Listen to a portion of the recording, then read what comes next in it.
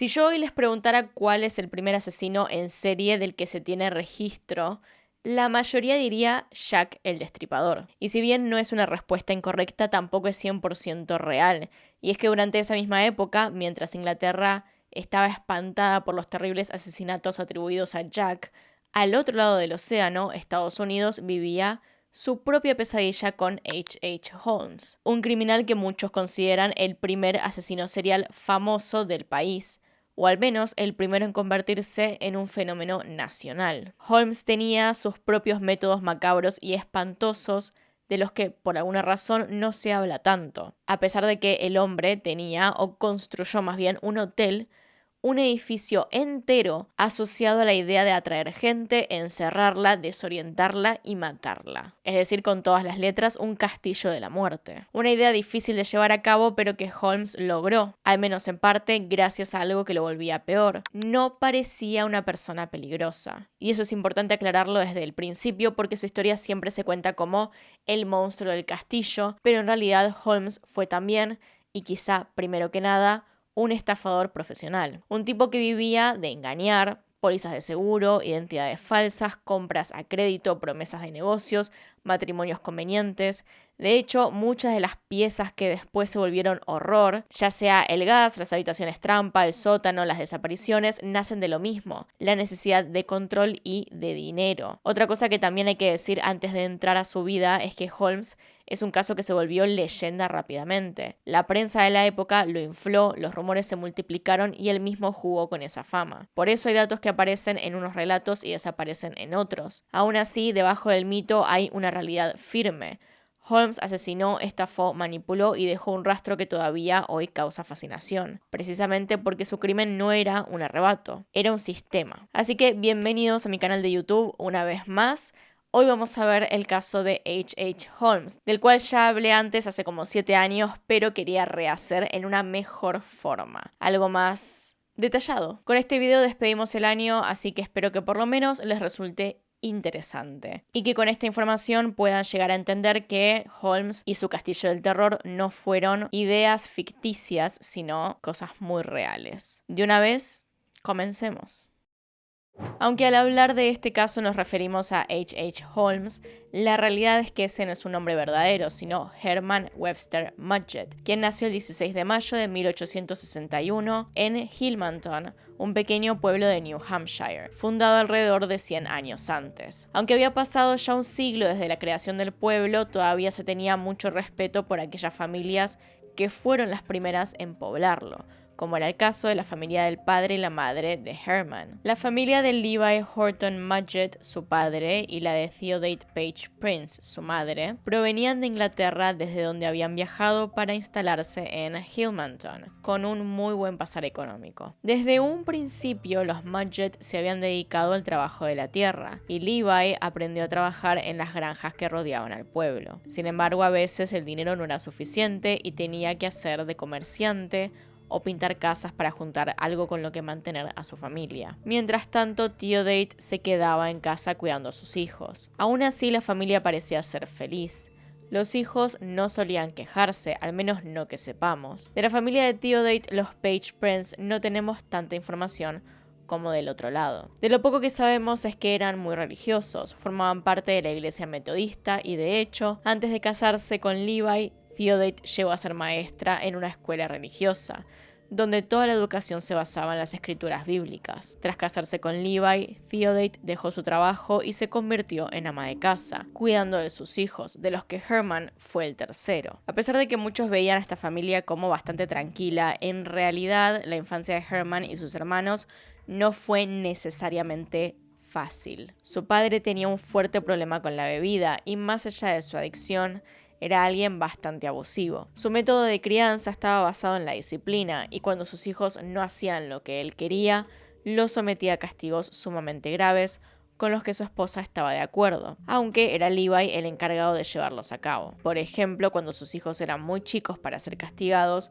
su padre los calmaba poniendo trapos húmedos con querosén sobre sus narices y bocas, es decir, los dormía con esa sustancia para que dejaran de llorar. Pero cuando esto dejaba de funcionar porque los chicos crecían, los castigos se volvían cada vez más violentos, como por ejemplo, varios días sin comer, hasta dejarlos aislados del resto de su familia. Y en ese clima, entre miedo, control y castigo, Herman aprendió dos cosas que después se repetirían en su vida adulta: cómo ocultar lo que hacía y cómo escapar cuando algo se volvía muy peligroso. Para evitar estos castigos sumamente crueles que casi siempre eran impartidos sin motivos claros, Herman escapaba al bosque que quedaba cerca de su casa. Fue durante las horas que pasaba allí que empezó a desarrollar un interés por la naturaleza y en especial por los animales, pero estaba lejos de ser tan inocente como parecía. A Herman no le gustaba ver animales o intentar jugar con ellos. A él le gustaba encontrar cadáveres y pasaba gran parte de su tiempo en el bosque, si no todo su rato allí, buscando animales muertos. Herman era un chico inteligente y ambicioso, con un esfuerzo escolar notable. No era el típico niño problemático que no rendía, y mucho. Ese combo, inteligencia más frialdad, es lo que volvió a Holmes tan difícil de detectar al principio. Su interés desmedido por los animales sin vida empezó a disminuir cuando comenzó la escuela. Ya no podía pasar todo el día buscando animales muertos, pero no le molestaba. De hecho, a Herman le encantaba la escuela y le iba muy bien en sus clases. Sin embargo, su gusto por estudiar lo hizo blanco de burlas con sus compañeros, con los que nunca logró establecer una amistad, sino que, por el contrario, acabó siendo víctima de acoso. Para evitar ser golpeado por sus compañeros, Herman salía rápidamente de clases y se internaba en el bosque, entreteniéndose allí hasta la hora de volver a casa. Y aunque funcionó durante un buen tiempo, un día uno de sus compañeros decidió seguirlo, encontrando a Herman inspeccionando el cadáver de un animal. Este descubrimiento no hizo más que acrecentar las burlas y provocar uno de los episodios que más lo marcaría de esa época. Holmes le tenía miedo a un esqueleto expuesto en el consultorio de un médico local. Sus compañeros lo emboscaron, lo arrastraron hasta ahí y lo empujaron contra el esqueleto, con los brazos extendidos como si lo fuera a agarrar, colocándole las manos en la cara mientras él gritaba. A todo esto, en algunas fuentes dice que fue en realidad en la escuela, pero ese es otro tema. En un principio, Herman quedó paralizado por el miedo y el desagrado. Sin embargo,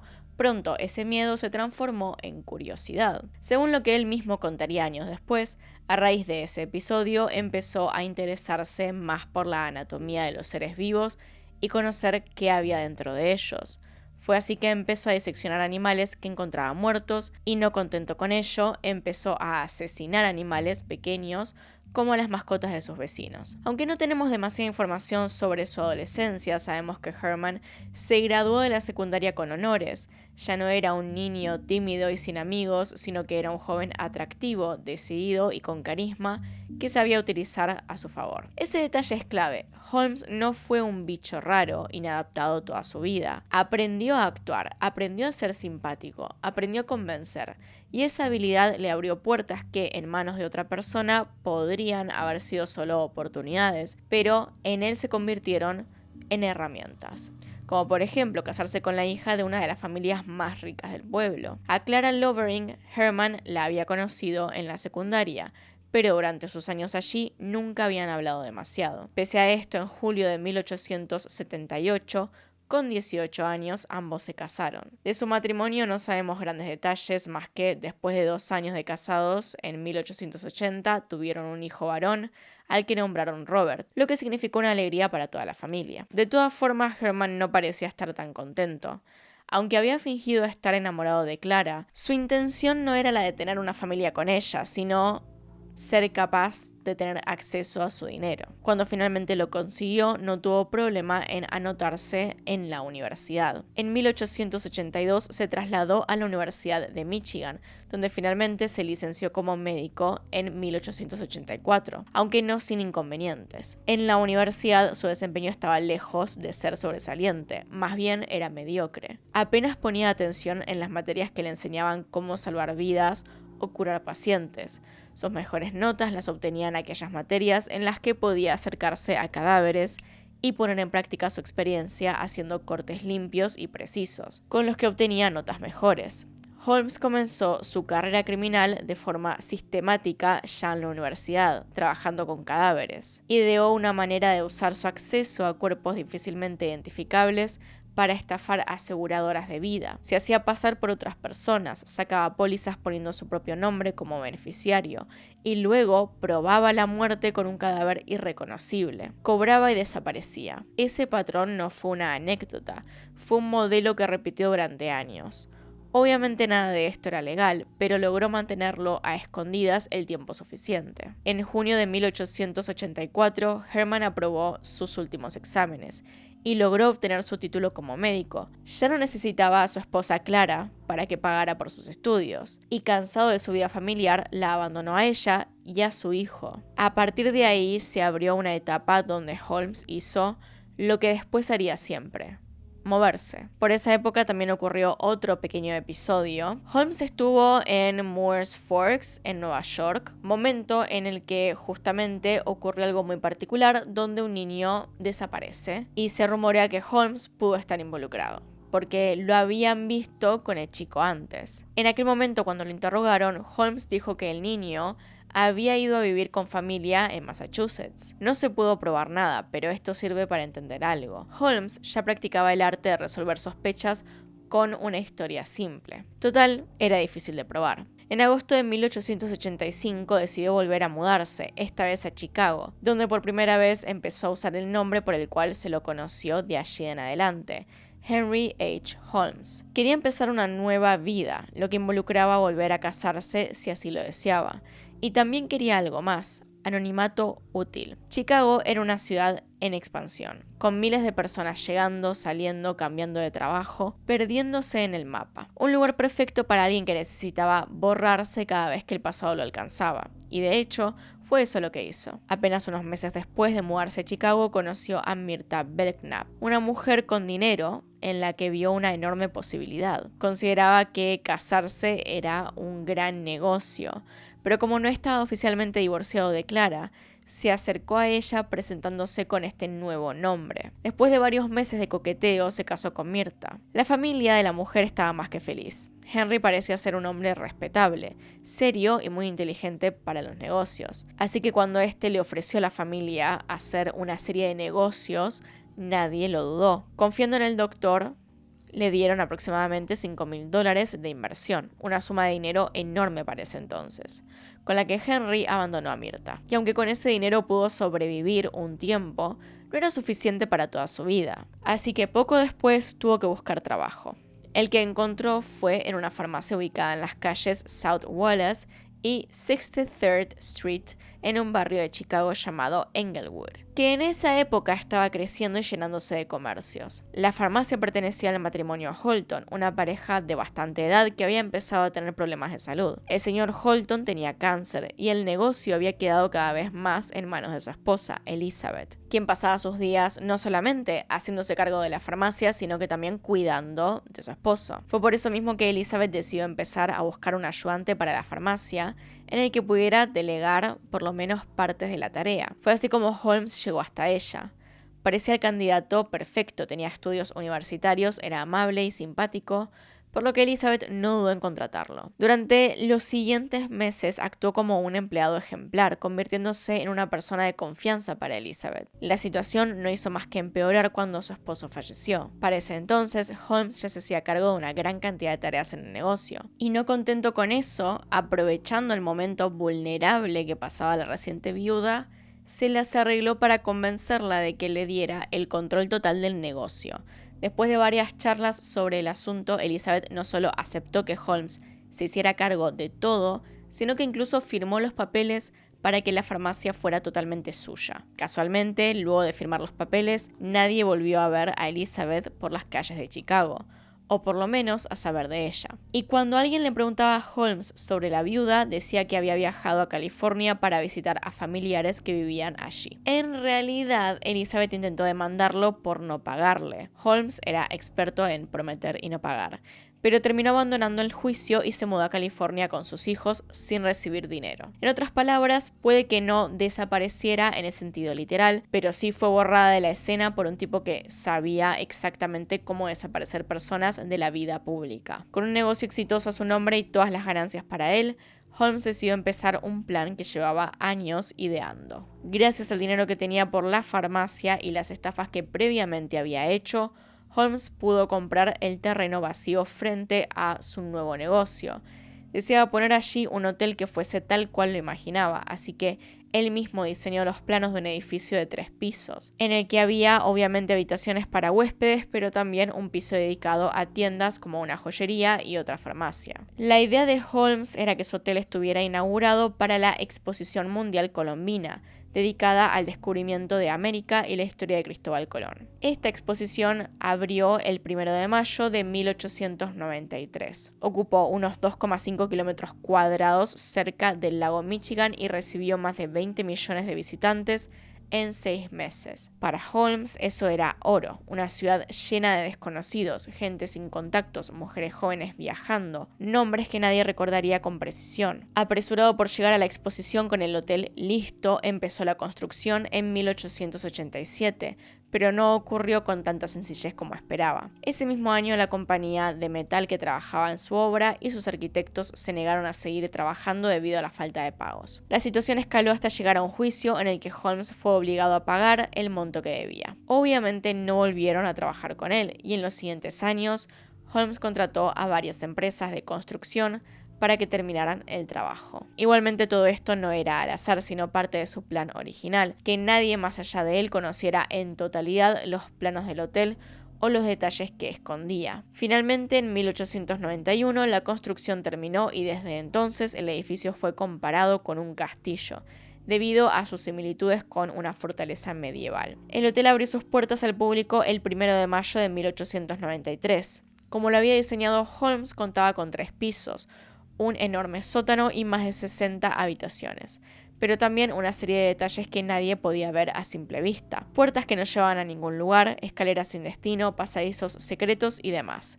El segundo piso era un laberinto de 35 habitaciones, muchas diseñadas como cámaras de muerte disfrazadas de dormitorios comunes. Holmes incluyó escaleras y puertas que llevaban a la nada para que los huéspedes se perdieran y entraran en pánico. Y eso no era un accidente. Él quería que la gente se sintiera desorientada. Según la idea central, nadie se iba a ir si él no lo permitía. Sin embargo, las cosas más perturbadoras estaban en el 3er piso, donde se encontraba el despacho del dueño del hotel, y desde donde Holmes podía controlar todo lo que ocurría en las habitaciones de sus huéspedes, incluidos sus vidas. Durante la construcción del hotel, Holmes había hecho instalar una serie de elementos sumamente macabros. Había un sistema de cableado bajo el piso que le permitía conocer los movimientos de los huéspedes, habitaciones insonorizadas, mirillas ocultas y control central. En las habitaciones había hecho instalar cañerías especiales con el único objetivo de enviar a través de ellas gases tóxicos con los que acabar a quienes estaban dentro de esas habitaciones. En su oficina había un panel de control para esas líneas de gas. Holmes podía elegir una habitación, trabar a la víctima adentro y activar el gas y observar el proceso a través de mirillas. Convengamos además que como dueño de una farmacia le era más sencillo obtener sustancias que podían llegar a ser tóxicas, y también que esto pasó en el 1800 y no había tantos controles. Holmes había instalado decenas de trampas mortales con las cuales divertirse mientras torturaba a sus huéspedes. Pero claro, esto no era algo que se supiera. Para la sociedad, Holmes era un empresario joven y encantador que pretendía ayudar a la ciudad a crecer. A menudo su nombre aparecía en los periódicos locales ofreciendo puestos de trabajo.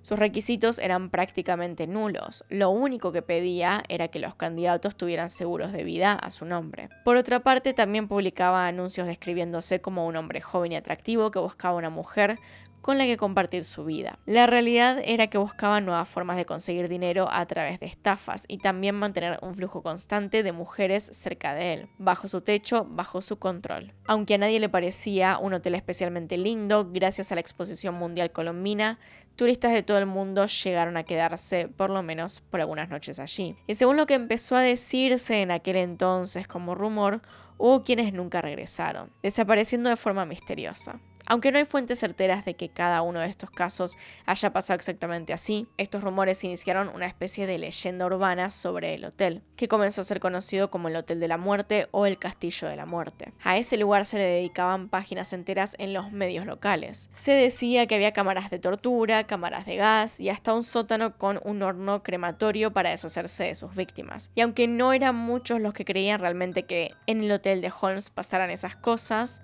bajo esos rumores había parte de verdad. En su establecimiento, el empresario había empezado a acabar con la vida de algunos de sus huéspedes y empleados, en especial de mujeres. El perfil de sus víctimas era siempre muy similar: mujeres jóvenes de zonas completamente rurales que no conocían la ciudad ni a nadie en ella. Así, Holmes se acercaba mostrándose como un hombre simpático y amable que se iba ganando lentamente su confianza hasta convencerlas de quedarse en su hotel, donde pasaba a asesinarlas. Hasta donde sabemos, las formas que utilizaba para acabar con sus víctimas eran tan crueles como diferentes.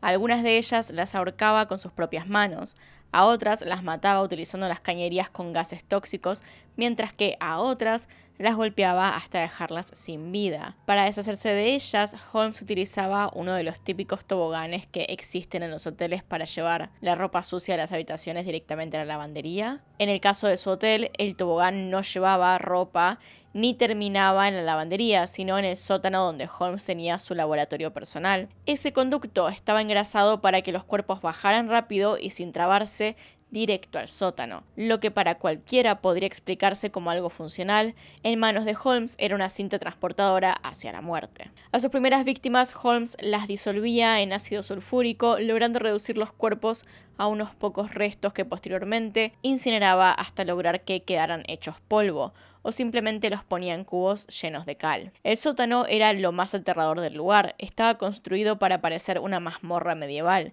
Tenía mesa de disección, pozos de cal y crematorios camuflados, por ejemplo, como hornos de vidrio. Además, tenía instrumentos de tortura, incluyendo un rack, ese aparato que estira el cuerpo atándolo de muñecas y tobillos mientras se gira una manivela. Según lo que afirman algunas fuentes, una de sus primeras víctimas fue Julia Smythe, una mujer de 31 años casada con un hombre que compartía profesión con Holmes y al que todos llamaban cariñosamente Ned. Juntos se habían mudado al hotel de Holmes en 1890, y aunque Ned era médico, terminó trabajando en la joyería del primer piso del establecimiento, mientras la relación de su esposa con el dueño se hacía cada vez más cercana, incluso cuando con ellos vivía su pequeña hija, Pearl. Julia y el dueño del hotel iniciaron un amorío muy poco después, y aunque mantuvieron su relación en relativo secreto, la verdad no demoró en salir a la luz, indignando a Ned, quien con el orgullo herido renunció a su trabajo y se mudó lejos del hotel,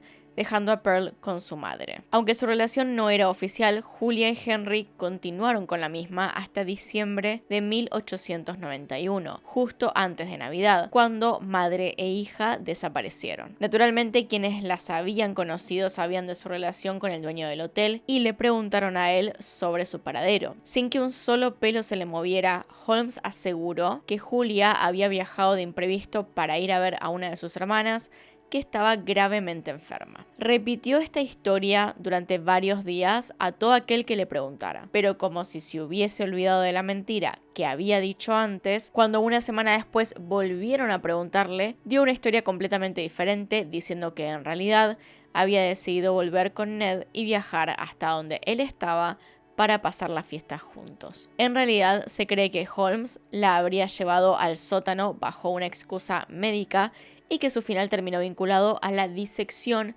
y al negocio de vender restos. No es un detalle menor porque marca un patrón. Holmes no solo mataba, también monetizaba. Otra de sus víctimas conocidas fue Emmeline C. Grant, una chica de 23 años que había ingresado a su hotel como empleada en mayo de 1892. Específicamente había sido contratada para ser la secretaria de Holmes. Sin embargo, como el resto de las mujeres que lo rodeaban, acabó siendo seducida por el doctor y terminó en una relación romántica con él durante los 6 meses que trabajó allí. Hacia fin de año, la relación entre Emmeline y Holmes ya no era la misma. Ya no se los veía tan acaramelados ni unidos, y entonces Emmeline desapareció. Los padres de la joven recibieron en su casa en Anderson, Indiana, una supuesta carta escrita por ella en la que informaba que había decidido irse con un hombre que se llamaba Robert Phelps, pero no aportaba más información. Pocos días después de que llegara la carta, llegó su equipaje, pero nunca volvieron a saber nada más de su hija. Las desapariciones entre sus empleadas siguieron ocurriendo. A la de Emmeline le siguió la de otra, una chica igual de joven llamada Emily Van Tassel,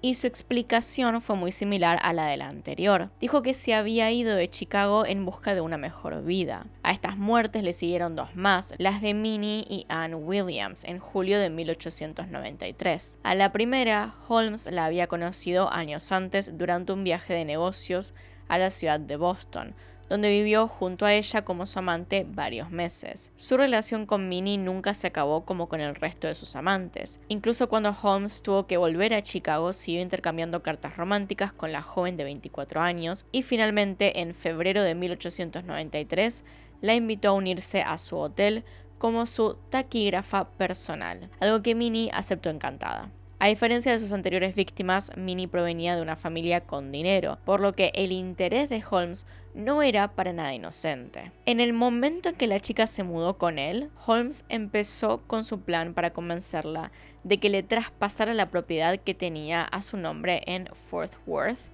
a un hombre llamado Alexander Blunt, que supuestamente les haría ganar muchísima plata. Aunque ese hombre era en realidad uno de sus alias, algo que Minnie ignoraba. Enamorada y completamente ajena a los intereses de Holmes, Minnie firmó los documentos necesarios para pasar la propiedad a nombre de ese supuesto empresario, la cual por cierto estaba valuada en unos $40,000, lo que era una fortuna para esa época. A partir de ese momento, aunque no había ningún papel oficial, Holmes empezó a presentar a Minnie como su esposa, llegando incluso a convivir juntos en un departamento en Lincoln Park. La vida en Chicago parecía estar yendo realmente bien para Minnie y en julio de 1893 su hermana menor Annie decidió ir a visitarla para conocer a su esposo. Annie llegó a enviar cartas a sus padres contándoles sobre lo bueno que era Holmes, cuán feliz estaba de pasar tiempo con Minnie y cómo le gustaba Chicago. Sin embargo, de pronto, Annie dejó de escribir cartas y poco después, tanto ella como su hermana mayor desaparecieron. Según se llegó a saber, Minnie terminó muriendo asfixiada dentro de una bóveda bancaria grande en el edificio. Después de su muerte, Holmes vendió rápidamente la propiedad que le había otorgado para convertirla en plata. Y como si nada, siguió. De hecho, usando un alias, Henry Mansfield Howard viajó a Denver, consiguió más dinero y en esa etapa incluso sumó otra mujer a su lista de vidas paralelas, Georgiana Duke, quien aceptó casarse con el hombre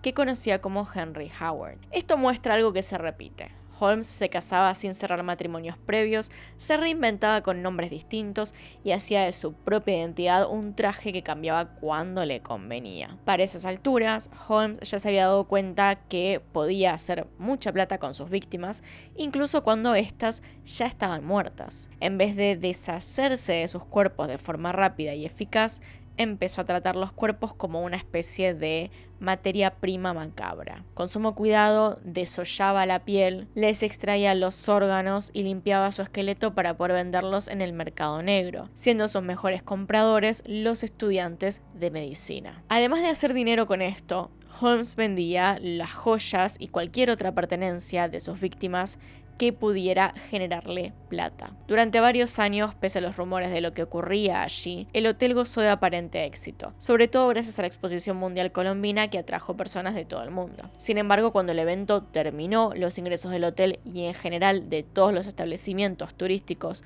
que se habían abierto con ese motivo fueron disminuyendo. Para Holmes, el cambio fue tan drástico que ni siquiera podía mantener el estilo de vida ostentoso que había estado llevando hasta el momento. Sin nuevos huéspedes con los cuales hacer dinero y un establecimiento cada vez más en decadencia, Holmes decidió volver a sus primeros pasos en el mundo del crimen y estafar a las aseguradoras. Esta vez no necesitó cuerpos, sino solamente su hotel. Subió al tercer piso de su edificio y, desde su despacho, inició un fuego en el cual pretendía cobrar la prima de seguro que había contratado años antes y que rondaba aproximadamente los $70.000. Holmes, que llevaba años sin acercarse a las aseguradoras, no era consciente de que éstas habían cambiado su forma de operar y que en todos los casos hacían una investigación previa antes de autorizar un pago. Sin posibilidad de oponerse, Holmes fue testigo de la breve investigación realizada por su seguro, que dejó en evidencia la intencionalidad del incendio. Con la evidencia en su contra, la compañía lo denunció ante la policía por intento de estafa. Sin embargo, aunque la policía intentó arrestarlo lo más rápido posible, no pudieron hacerlo. Holmes ya había huido a Texas. Durante los siguientes meses, Holmes logró mantenerse prófugo de la justicia mientras viajaba por todo Estados Unidos, utilizando diferentes alias. Con esos alias no conseguía trabajos, pero sí seguía haciendo estafas. Fue durante esa época que conoció a quien sería su nuevo cómplice, Benjamin Pitezel, con quien, según lo que se fue reconstruyendo después, cometió más de un crimen y varias estafas. Pitezel era un hombre con una familia grande, desesperado por darles una vida mejor, con antecedentes de pequeños delitos y con un problema serio de alcohol. O sea, un compañero perfecto para Holmes. Alguien útil, vulnerable, manipulable y descartable. Convencido de que ya nadie lo buscaba con tanta intensidad, Holmes decidió regresar a Texas,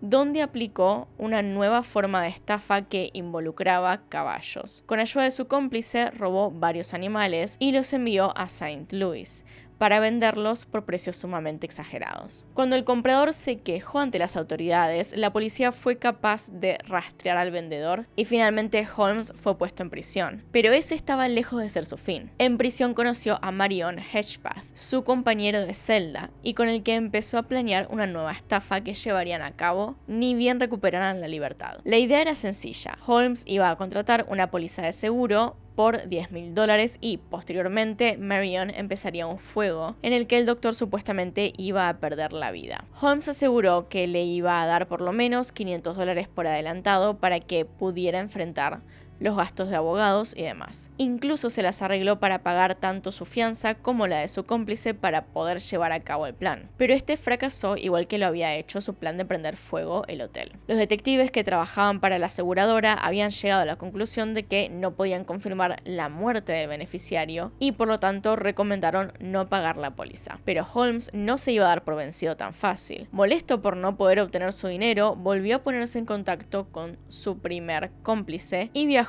hasta donde Benjamin vivía con su mujer en Filadelfia para repetir el plan, aunque esta vez sería Pitezel quien se haría pasar por muerto. El plan era prácticamente el mismo. Holmes se iba a presentar en la compañía de seguros afirmando que Benjamin había fallecido, y para que le creyeran mostraría el cadáver desfigurado de otra persona, como lo había hecho años antes. La beneficiaria principal del seguro sería la mujer de Benjamin, así que ella debería ir a cobrarlo y luego iban a dividir las ganancias entre los tres. O al menos eso fue lo que Holmes le hizo creer, porque lo cierto es que él ya no estaba interesado en compartir. En vez de apegarse al plan que originalmente habían creado con su cómplice, Holmes decidió saltarse la parte de conseguir un cuerpo, el cual desfigurar y directamente asesinar a su compañero, a la vez que convencía a su esposa de que Benjamin había dejado la ciudad para esconderse mientras la aseguradora hacía su investigación. Algo que a la mujer no le pareció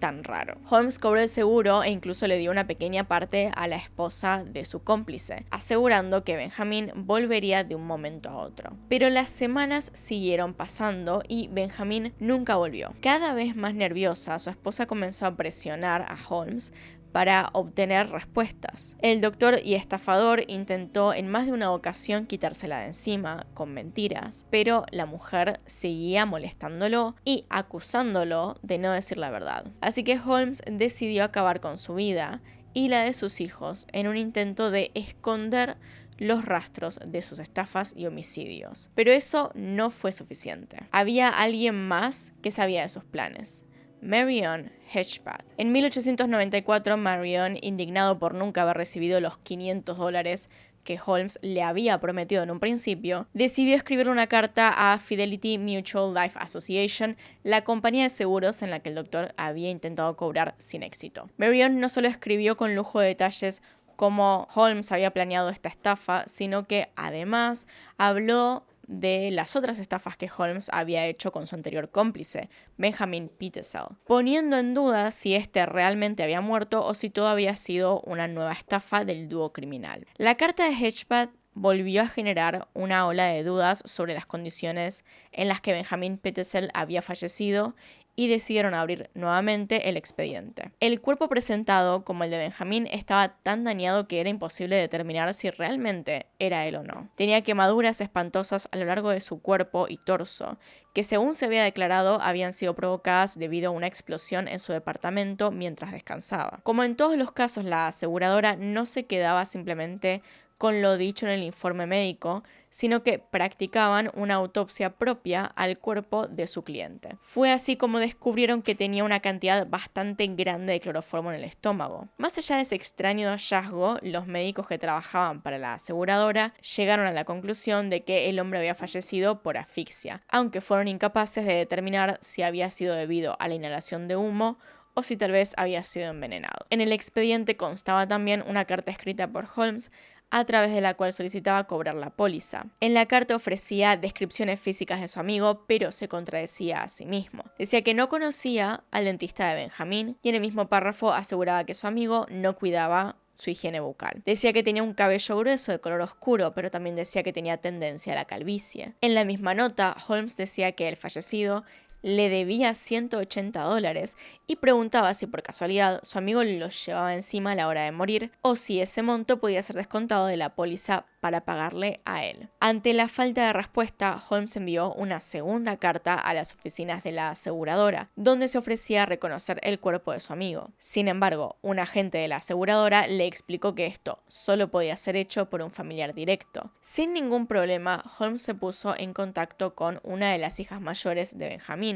que había dejado con vida, y la convenció de ir con él a reconocer el cuerpo. Gracias a esto, Holmes logró obtener el pago del seguro. Debido a la carta de Hedgepad, la empresa se convenció de que Holmes los había estafado, por lo que se contactaron con una empresa privada de detectives para que lo rastrearan y poder acusarlo frente a las autoridades. La aseguradora recurrió a la Pinkerton Detective Agency, una agencia famosa en esa época. Y fue justamente un 17 de noviembre de 1894 que los Pinkerton lo encontraron y lo arrestaron mientras se escondía en Boston, a donde Holmes se había mudado usando diferentes alias para esconderse. Específicamente lo encontraron en un departamento ubicado en el número 838 de la calle Columbus Avenue. El departamento en cuestión quedaba justamente sobre una farmacia, donde Holmes había empezado a trabajar. Ese mismo día, bajo la atenta mirada de todo el barrio, Holmes fue detenido y extraditado al ser acusado de fraude y asesinato. Una vez detenido, contó lo que sería su verdad. Dijo que después de hallar un cuerpo similar al de Benjamin, alquiló una casa junto a su amigo, pusieron el cuerpo en el segundo piso para iniciar el fuego, luego decidió deshacerse de su amigo cuando éste empezó a pedirle plata.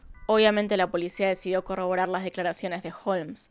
Al hacerlo se dieron cuenta de que la familia de Benjamin estaba desaparecida. Para las autoridades era obvio quién estaba tras esas desapariciones. Tras un largo interrogatorio, Holmes confesó que Cassie, la esposa de Benjamin, estaba al tanto de la estafa que habían planeado. Pero cuando su esposo no regresó después de un tiempo, empezó a ponerse nerviosa y a exigirle respuestas. Cansado de sus constantes preguntas, Holmes la convenció de ir con él al lugar donde Ben se escondía. En realidad la estaba llevando a su muerte. Según lo que declaró a los hijos de la pareja, Alice, Howard y Nellie, los envió a la casa de una de sus amigas, quien los estaba cuidando. Cuando la policía intentó averiguar quién era esta amiga, Holmes dijo que era Minnie Williams. Sí, la misma que había matado un año antes. Al revisar las pertenencias con las que había sido detenido, el detective a cargo de su caso encontró una serie de cartas escritas por los niños a su madre, lo que no coincidía con la historia que Holmes había dado. Esas cartas nunca llegaron a destino. Holmes las guardaba, y uno de los detectives las usó como mapa. En esas cartas, Alice hablaba de ciudades, de casas, de hoteles, de cómo extrañaba a su mamá. Siguiendo esas pistas, logró descubrir que los niños estaban en Toronto, Canadá, en una casa que Holmes había alquilado. en la casa no había nadie para cuidar a los niños. De hecho, cuando las autoridades llegaron se encontraron con los cuerpos sin vida de Alice y Nellie. Holmes las habría encerrado en un baúl y les habría sifoneado gas hasta asfixiarlas. Más allá de que Holmes era un mentiroso compulsivo, el detective encontró los cuerpos enterrados en el sótano, y eso volvió imposible seguir creyendo que todo era una confusión. Al ser enfrentado con esta nueva información, Holmes fingió estar sorprendido, afirmando que él no tenía nada que ver con lo que había sucedido, y que la única responsable era Minnie, por lo que la policía se centró en buscarla. Al hablar con el entorno de Holmes, varias personas recordaron la relación romántica entre él y Minnie, y sobre todo cómo la chica había desaparecido de un día para el otro, sin dejar rastro. Esta historia encendió todas las alarmas de la policía, que decidió empezar a allanar todas las propiedades a nombre de Holmes. En uno de sus departamentos, la policía encontró restos óseos y otras partes de un cuerpo humano. Llegaron a la conclusión de que pertenecían a Minnie. Gracias a la investigación pudieron llegar a otro departamento que Holmes había alquilado en Indianápolis, donde se encontró el cuerpo sin vida del hijo varón de los Pitzel. El detective principal pudo verificar compras y movimientos. Holmes habría comprado drogas, afilado cuchillos y luego desmembrado y quemado el cuerpo. Se encontraron dientes y huesos en una estufa. Fue cuestión de tiempo para que la investigación llegara al castillo, donde los horrores que descubrieron fueron todavía peores. No solo encontraron diferentes métodos de tortura que Holmes había hecho instalar, sino también en el sótano todo tipo de restos humanos en clara descomposición, haciendo imposible saber a quiénes pertenecían, o siquiera cuántas personas habían fallecido en aquel hotel. Pese a estos hallazgos, la policía no podía acusarlo oficialmente de esos homicidios. Y ese detalle es desesperanzante. El lugar parecía gritar culpabilidad, pero el sistema judicial necesitaba un crimen demostrable con pruebas concretas, no solo todo este horror. Por la falta de pruebas claras en estos homicidios, Holmes solo fue llevado a juicio por la muerte de su cómplice Benjamin Pitzel. Durante el juicio, que empezó en octubre de 1895,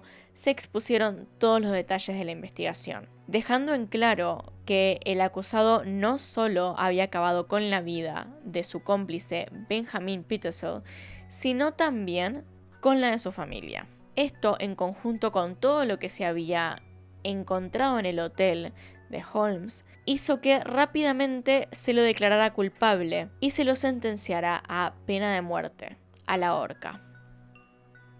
El juicio fue extremadamente mediático y dejó un sentimiento de alivio en la población de Chicago y de todo el país. Sin embargo, no duró demasiado, ya que en cuanto se supo su sentencia, Holmes aceptó la oferta de $7.500 que le hizo un periódico para contar su historia. Terminó escribiendo una carta en la que admitía haber asesinado por lo menos a 27 personas únicamente dentro del hotel. Esa cifra fue repetida durante décadas, pero investigadores modernos consideran que en realidad el número no es ese, sino que el real es mucho menor, que se concluyó podrían ser tan solo 9 personas y que Holmes se contradijo varias veces, incluso llegando a incluir como víctimas a personas que después se supo que lo sobrevivieron. Esto no lo hace menos monstruoso, lo hace más Holmes. Y también hace que eso sea una de sus últimas estafas, vender terror. La publicación de la carta generó nuevamente un pánico generalizado que solo se detuvo el 7 de mayo de 1896,